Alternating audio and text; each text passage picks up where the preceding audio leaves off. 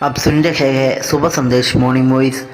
अब प्रभु दास टीवी आंजने अंग्लेश्वर सभजन से बांटा जाएगा। अपनों को तो सभी करते हैं प्यार, यही दुनिया की रिवाज।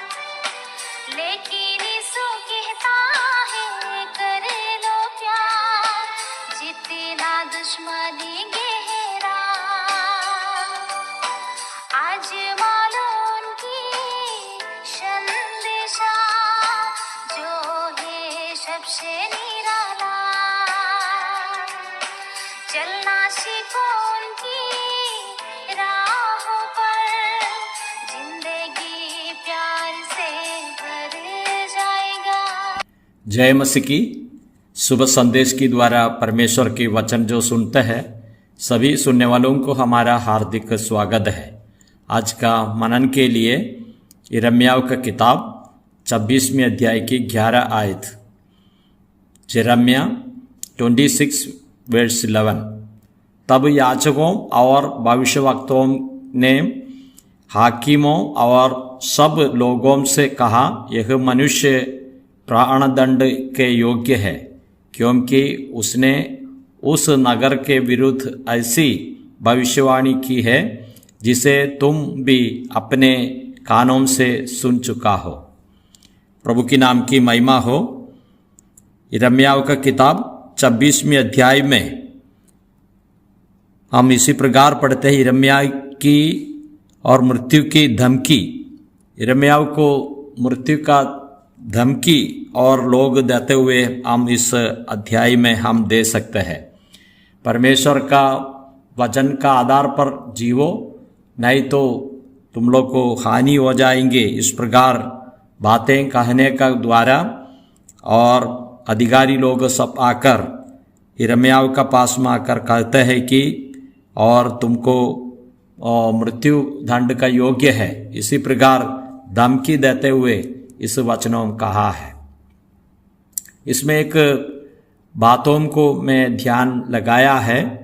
हम इसमें इसी प्रकार पढ़ते हैं, तब याजकों और भविष्यवक्ताओं ने हाकिमों और सब लोगों से कहा, यह मनुष्य प्राण दंड के योग्य है। यहाँ तो लिखा है यह मनुष्य है। यह मनुष्य ऐसा एक शब्द को हम इसमें दे सकते हैं, प्राण दंड के योग्य है।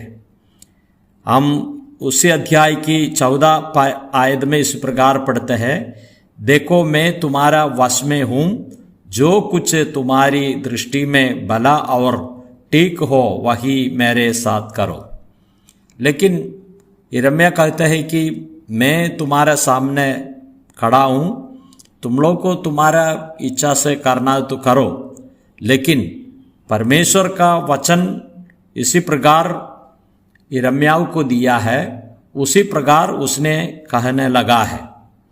वो समय पर ये लोग कहते हैं कि मनुष्य का पुत्र, इसी प्रकार उसने संबोधन किया है। इस मनुष्य का पुत्र और मरण योग्य है, प्राण का दंड के योग्य है। इसी प्रकार हम पढ़ते हैं।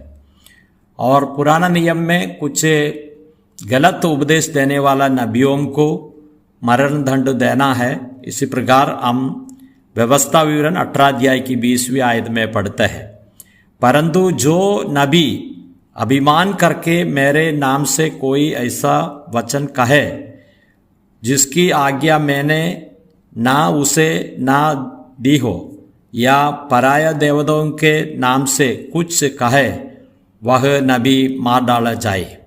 यहाँ हम देखते हैं कि और गलत उपदेश देने वाला परमेश्वर से नहीं आए हैं, उसी प्रकार का नबी को और मरण दंड देना है। तो इस बातों को हम दे सकते हैं। तो यहोवा का नाम में कोई गलत उपदेश देता है, वो मरण दंड लेना है। और दूसरी बात हम देखेगा तो अन्य देवताओं का बारे में और कुछ बातें कहे तो भी उसको मरण दंड देना है। इसी प्रकार मरण दंड के योग्य इसी प्रकार का व्यक्ति को हम दे सकते हैं। लेकिन यिर्मयाह तो ठीक से वचन बोलने वाला हूँ, ये बात हम समझ सकते हैं। और इसमें इसी प्रकार हम देख सकते हैं कि यह मनुष्य मरण योग्य है, मरण का दंड का योग्य है। इसी प्रकार हम देखते हैं हमारे प्रभु यीशु मसीह इस जगत में आए हैं और प्रभु यीशु मसीह का भी इसी प्रकार कहा। मत्ती का सुसमाचार 26वें अध्याय की और 66 में हम इसी प्रकार पढ़ते हैं, तुम क्या सोचता हो? उन्होंने उत्तर दिया है, वध होने का योग्य है। हम देखते हैं कि प्रभु यीशु मसीह को वध होने के लिए योग्य है, इसी प्रकार ये लोग कहा है। और परमेश्वर का मंदिर तोड़ने के लिए कहा है, 3 दिन में बना दूंगा, इसी प्रकार वचन कहा है। इसी प्रकार कुछ गलत उपदेश देने वालों को लोगों को प्रभु का पास में लेकर आए, लेकिन वो वचन ठीक नहीं हुआ। फिर बोला है कि उसने परमेश्वर का पुत्र है, इसी प्रकार कहने का कारण से और प्रभु यीशु मसीह को क्रूस का दंड देने के लिए लोग चाहा है। लेकिन प्रभु यीशु मसीह कहते हैं कि मैं मनुष्य का पुत्र हूँ। तो मनुष्य का पुत्र है और इस नाम प्रभु यीशु मसीह लेने में कुछ लज्जा का बात नहीं हुआ है। प्रभु यीशु मसीह एक मनुष्य बना है, वो परमेश्वर का पुत्र था लेकिन मनुष्य का पुत्र बना है, इसलिए उस नाम लेने में उसको और कहने में भी कुछ लज्जा का बात नहीं था।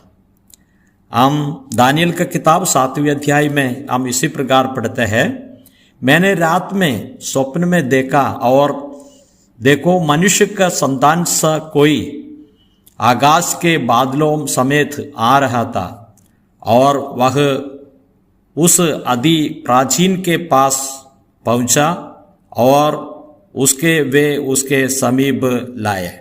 हम इसी प्रकार पढ़ते हैं, मनुष्य का पुत्र और मनुष्य का पुत्र बना है। प्रभु यीशु मसीह परमेश्वर का पुत्र था, लेकिन और मनुष्य का पुत्र बनने से कुछ लज्जा का बात नहीं किया है। क्यों मनुष्य का पुत्र बना है? और मनुष्य का पाप से दूर करने के लिए मनुष्य होकर इस पृथ्वी में आए। प्रभु यीशु मसीह इस प्रकार कहा, मत्ती का सुसमाचार 8वें अध्याय की 20वीं कलम, यीशु ने उसने कहा, लोमड़ियों को बट और आकाश के पक्षियों के बसेरा होते हैं, परंतु मनुष्य का पुत्र के लिए सिर धराने की भी जगह नहीं है। इस प्रकार हम पढ़ते हैं, मनुष्य का पुत्र प्रभु यीशु मसीह एक मनुष्य पुत्र बना है, उसमें प्रभु यीशु मसीह अभिमान होता है। और परमेश्वर का पुत्र कहते हैं तो भी प्रभु यीशु मसीह उसमें लज्जे की बात नहीं है, लेकिन प्रभु यीशु मसीह इस जगत में आए तो मनुष्य का पुत्र है और मनुष्य बना, इसी बातों को प्रभु यीशु मसीह कहा है। और हमारा प्रभु यीशु मसीह का एकदम और नम्र स्वभाव को इधर तो दिखा रहा है। प्रभु यीशु मसीह को मनुष्य बनकर इस जगत में आए हैं, हमको बचाने के लिए प्रभु यीशु मसीह आए। और यिर्मयाह तो प्राण दंड के योग्य है इसी प्रकार कहा, लेकिन यिर्मयाह तो इसी प्रकार मारा तो नहीं है, लेकिन प्रभु यीशु मसीह और मनुष्य का पुत्र होकर आए तो मनुष्य के लिए मृत्यु सहने के लिए आए। प्रभु यीशु मसीह हमारा पाप का सजा लेने के लिए आए, क्रूस का मृत्यु सहने के लिए आए। प्रभु यीशु मसीह का एकदम नम्र स्वभाव को हम देखें, हमारे लिए क्रूस में अपने जीवन दिया है। क्रूस का और मृत्यु कितने कठिनाई का बात है, कितने दर्द की बात है।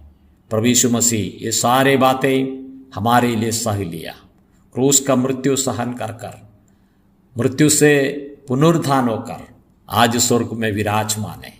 ये प्रभु फिर वापस आएंगे, मनुष्य का पुत्र तरीके आज भी स्वर्ग में है। ये प्रभु यीशु मसीह आते हुए समय में मनुष्य का पुत्र का रूप में आएगा। वो परमेश्वर का पुत्र है, लेकिन वो मनुष्य का पुत्र बना। क्यों? मनुष्य को बचाने के लिए दूसरा मार्ग नहीं है। इसलिए ये प्रभु यीशु मसीह को हम मनुष्य का पुत्र तरीके अंतिम तक हम देखेंगे। ये प्रभु को हम आराधना करेंगे, ये प्रभु को हम स्तुति करेंगे। वो एक ही है, आराधना के लिए योग्य है, महिमा के लिए योग्य है। हमारे बीच में एक मनुष्य का पुत्र बनकर आए हैं। वो नाम दूर करने के लिए वो नहीं चाहता है, लेकिन वो मनुष्य का पुत्र है, आराधना के लिए योग्य है, स्तुति के लिए योग्य है, महिमा के लिए योग्य है। जय मसीह की।